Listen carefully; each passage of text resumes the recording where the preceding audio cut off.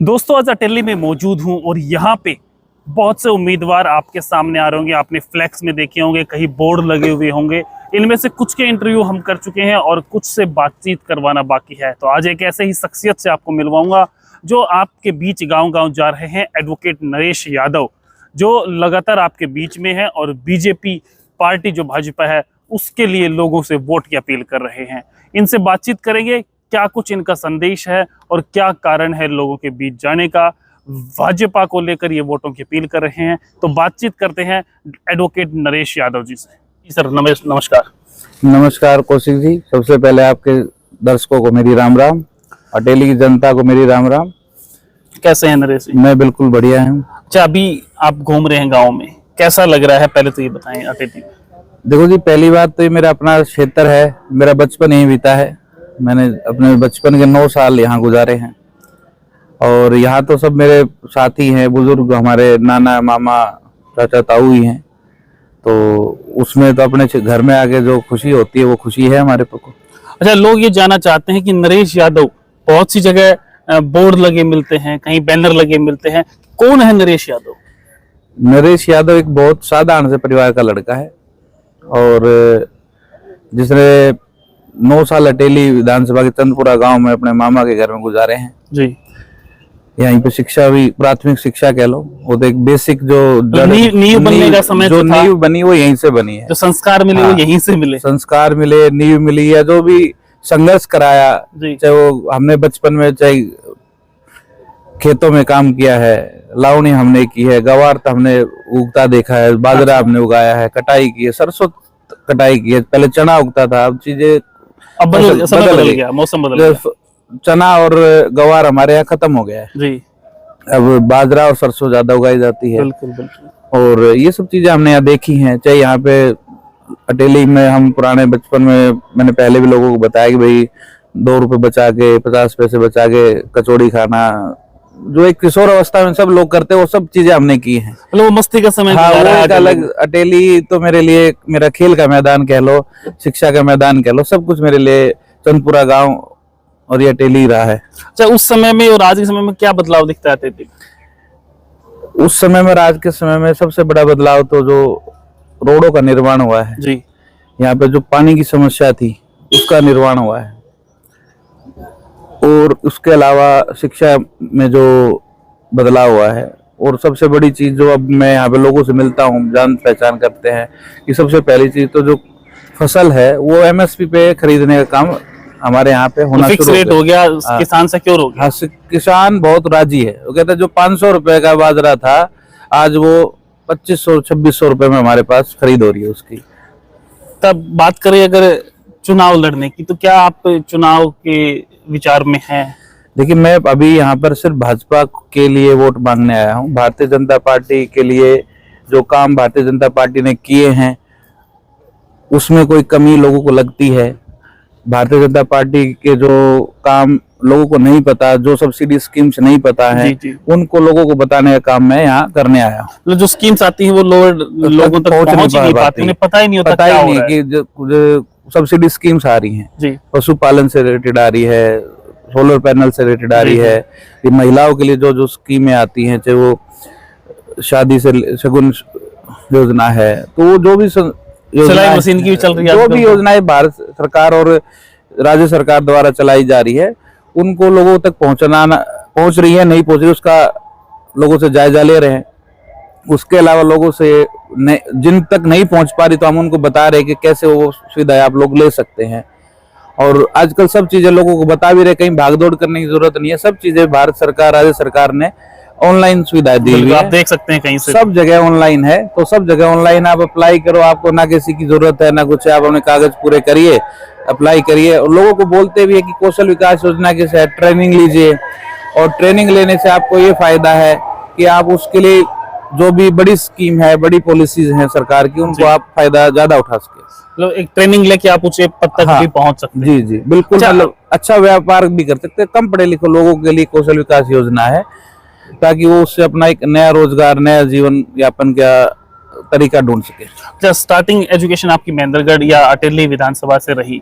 अच्छा, उसके बाद आप एडवोकेट लिखते हैं तो कहाँ से आपकी एजुकेशन? मैं 2001 में यहाँ से गया। जी। हमारे पिताजी दिल्ली पुलिस में कार्यरत थे, अच्छा। तो भाई अपनी जिम्मेदारियों से मुक्त होने के बाद उन्होंने हमें दिल्ली में पढ़ाया लिखाया। वहीं पर हमने दिल्ली में 12वीं की। उसके बाद हम लोग रामजस कॉलेज के छात्र बने जी। और 2004 में ही मैं विद्यार्थी परिषद से जुड़ गया था। अच्छा, वहीं से राजनीति हाँ, कह छात्र सकते हैं। राजनीति कह लो या विद्यार्थी मतलब परिषद, नेतृत्व करने की जो पावर थी ना वो वहीं से शुरू होगी। वो नेतृत्व करने की पावर नहीं कह सकते, पहले सीखने की जो ललक थी जी। कि भाई विद्यार्थी परिषद है क्या चीज। बिल्कुल। भाई आप ऐसे तो किसी से जुड़ोगे नहीं जुड़ने जब के तक बाद आप ही उसके सीखेंगे। विचारों के साथ आपका मेल नहीं खाएगा। अब आप रोटी खाने वाला आदमी को चावल खिलाओगे तो उसको लगता है वो उसका पेट adjust भरा नहीं कर भरा नहीं पाएगा। लगता जी, है। बिल्कुल। तो वो सब चीजें हुई। तो हम लोगों ने वहाँ पे पहले भारतीय जनता पार्टी का, बाद में तो बहुत बाद पहुंचे हैं। सबसे पहले अखिल भारतीय विद्यार्थी परिषद में काम किया। 2004 से लेकर 2011 तक मैंने विद्यार्थी परिषद का काम किया। और मैं छात्र राजनीति, जो मेरा पहला चुनाव 2007 में मैंने रामजस कॉलेज में लड़ा जी। और मेरे साथियों की वजह से उन्होंने मुझे चुनाव लड़ाया। उन्होंने कैसे, क्या विचार कैसे बना था उस चुनाव का, अगर याद हो? वो क्या विचार बना कि 2 साल मैंने 2004, 5, 6 तक हमने काम किया। जी। तो साथी लोग बोले कि भाई अब आप चुनाव की तैयारी कर लें। तो मैं बोला कि देखते हैं। तो जब 2007 का समय आया तो हमने उसका साथियों के कहने पे चुनाव मैंने लड़ा। उसके बाद फिर कैसे क्या रहा? और फिर मैं दिल्ली विश्वविद्यालय में उसी साल ही दिल्ली यूनिवर्सिटी स्टूडेंट यूनियन का एग्जीक्यूटिव काउंसलर भी बना। और 2011 तक फिर मैंने छात्र संघ में विद्यार्थी परिषद में काम किया। और विद्यार्थी परिषद ने मेरे भाई को 2011 में उपाध्यक्ष का टिकट दिया। जी। और हमने विद्यार्थी परिषद को उसके सहयोग से उस सीट को जीता और चुनाव जीता के हमने विद्यार्थी परिषद को और मजबूत किया। वो छात्रों के लिए बहुत कुछ किया है। छात्रों के लिए बात करें तो मैंने अपने इस इलाके के, मतलब बात करूं तो हजारों छात्रों की मैंने मदद की है। वो हर कॉलेज में जैसे कि पैनल बने होते हैं, एक एबीपी पैनल है, तो एबीपी पैनल के तहत मैंने दक्षिण हरियाणा के करीबन सैकड़ों बच्चों को चुनाव लड़ाया है। इवन दो एक तो मामा के परिवार से ही लड़का था, वो आए अरविंदो कॉलेज में मैंने उसको चुनाव लड़वाया। अच्छा। विकास यादव है, वो अभी एक अच्छे पद पे, उसकी थोड़े दिन पहले उसका फोन आया कि भाई मेरा ज्वाइनिंग हो गई है। अच्छा। अच्छा। आईबी में उसका कुछ ज्वाइनिंग हुआ है। तो बोला कि भाई मैं आपसे मिलने आऊंगा। अब तो मैं ही मिलने आ रखा हूँ, तुम यही मिलो। अच्छा, तो यहाँ से भी बहुत से स्टूडेंट्स डीयू में जाते हैं? हाँ, जो डीयू में जितने छात्र यहाँ से गए हैं मोस्टली मेरा उनसे कुछ ना कुछ परिचय किसी न किसी तरीके से रहा है। मैंने ऐसे बच्चों की मदद की है कि वहाँ पे लोकल गार्जियन बन के उनकी मदद की है। उनको यदि उच्च शिक्षा के लिए कोई दाखिले में मदद चाहिए वो भी हमने मदद की है। उसके अलावा किसी को अच्छी कोचिंग की जरूरत पड़ी हमने उसकी भी मदद की है।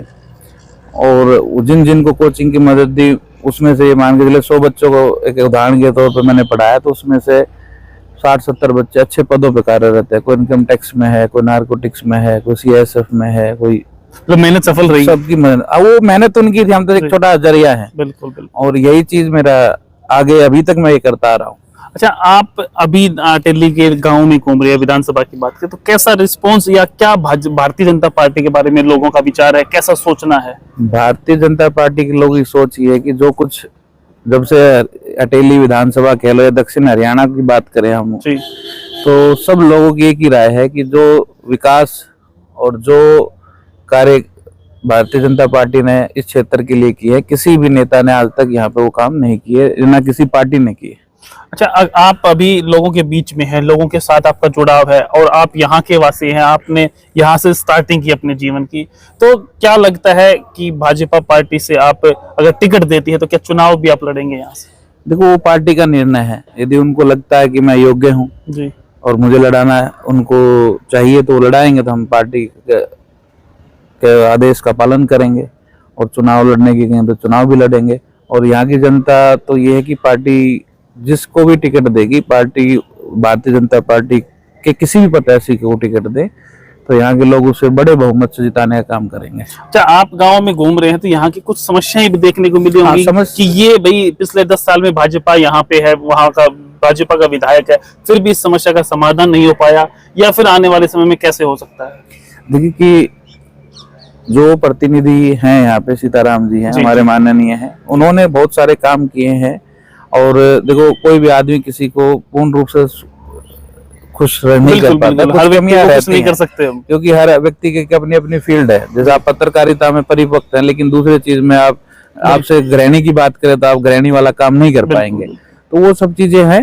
और कुछ विधायक जी ने जो जो काम किए हैं, या भारतीय जनता पार्टी के मंत्री भी रहे हैं यहाँ पे अभय सिंह यादव बिल्कुल, जी, बिल्कुल। तो उन्होंने जैसे पानी लाने का बहुत बड़ा काम किया है, बड़ा संघर्ष किया है हाँ। इसको लेके। और वो उन्होंने देखिए आप नांगल चौधरी तक के उस गांव तक पानी पहुंचाया जहां तक कभी कोई सोच भी नहीं सकता था। आज से 3-4 साल 5 साल पहले तक हमारी ताई यार 4-4 टोकनी सर पे बिल्कुल, रख के बिल्कुल, पानी भर के लाया करती थी।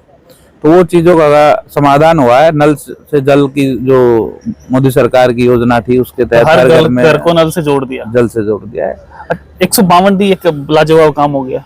152 डी हरियाणा, दक्षिण हरियाणा के लिए एक वरदान की तरह बिल्कुल, काम कर, बिल्कुल। पूरे हरियाणा के लिए कहेंगे, लेकिन दक्षिण हरियाणा के लिए कुछ ज्यादा काम कर रहा है, क्योंकि अब आप देखेंगे बूचावास में लॉजिस्टिक हब बनना शुरू हो गए हैं, तो बड़े बड़े लॉजिस्टिक जोन्स बनेंगे। और हमारे यहाँ जो फसल है, या और भी जो बड़े बड़े खाद्य पदार्थ उगते हैं, चाहे वो बाजरे की बात कर लो, सरसों की बात कर ले, तो लोगों को यहाँ पे प्लांट लगाने का भी काम मिलेगा कि भाई आप यहाँ पे सरसों के ऑयल तेल का प्लांट लग जाएगा, फूड ग्रेन्स का, जो भी लोग यहाँ काम करना चाहे वो काम करेंगे यहाँ पे लोग। और दक्षिण हरियाणा से बहुत ज्यादा, अभी मैं आपको एग्जांपल दूं तो सुंदरा गांव में मैं गया तो एक बुजुर्ग ने हमें बताया कि हमारे गांव का नाई का लड़का भी हरियाणा पुलिस में थानेदार लग गया है। दक्षिण हरियाणा से 12 से 14 HCS अधिकारी लग रहे हैं हर योजना में। तो आप ये सोचिए कि अब सिपाही की बात नहीं करेंगे, हम अधिकारियों की बात करेंगे। तो दक्षिण हरियाणा में जो योग्य छात्र हैं या योग्य प्रत्याशी कह लो, वो सब लोगों को उनकी योग्यता के अनुसार हरियाणा सरकार नौकरी दे रही है, और उनको बिना किसी खर्ची पर्ची के दे रही है। अभी यहाँ पे एक चाचा है, वो यहाँ पे चौकीदार है, उनकी बेटी का नर्सिंग में परमानेंट हो गया। तो वो सोचिए कि उनके लिए तो मतलब गरीब परिवार के बच्चों को, गरीब कह लो या अमीर कह लो, जो योग्य है और जिसके अंदर काबिलियत है, वो भारतीय जनता पार्टी में नौकरी पा रहा है, बिना खर्ची, बिना पर्ची, बिना किसी आदेश के। तो जनता देख रही है आपको पटेल की, क्या कहना चाहोगे जनता से? जनता से सिर्फ ये कहेंगे कि भारतीय जनता पार्टी को वोट दें, और हरियाणा सरकार में आप तीसरी बार भाजपा को जिताएं। जिस प्रकार आपने पूरे भारतवर्ष में मोदी सरकार तीसरी बार आई है, हम इस बार आशा करते हैं कि हरियाणा में भी तीसरी बार, आशा क्या उम्मीद है हमें, और दक्षिण हरियाणा से तो हमें पूरी उम्मीद है कि भारतीय जनता पार्टी की सरकार बनाने का काम करेंगे। बहुत बहुत धन्यवाद सर, समय दिया। जी जी, दोस्तों, आपने नरेश जी से बातचीत सुनी। उन्होंने कहा कि भाई अगर आने वाले समय में फिर से तीसरी बार भाजपा सरकार आती है तो बहुत से काम इन्होंने बताए हैं। मतलब कुछ कमियां जो रही हैं, मतलब नौकरी को लेके जो पिछले 5 साल में कम रही, किसी कारण से भी भाई टेस्ट कैंसिल हो गया या उस पर किसी कारण रोक लगी, वो आने वाले समय में ज्यादा से ज्यादा होंगे, जिससे आपके बच्चे को रोजगार मिलेगा। और एक बड़ी बात कही कि जो बच्चा योग्य है उसको नौकरियां मिली है। आने वाले समय में यहाँ पे उद्योग भी स्थापित होंगे। अगर जिस प्रकार से लोग कह रहे हैं कि भाई भाजपा ने बिना खर्ची, बिना पर्ची नौकरियां दी हैं, और ये एक बहुत बड़ी बात है। पिछले समय में क्या कुछ हुआ वो अलग चीजें हैं। अभी तीसरी बार भाजपा के लिए नरेश जी गांव-गांव जा रहे हैं और कह रहे हैं कि भाई भाजपा को जिताओ, ताकि आने वाले समय में रोजगार आपके अपने अटेली में उत्पन्न हो सके। तो लगातार इस प्रकार की मुलाकात हम करवाते रहेंगे। और नरेश जी की बातों से आपको कैसा लगा वो आप कमेंट बॉक्स में कमेंट करके जरूर बताएं, और देखते रहें इंडिया न्यूज़ 16।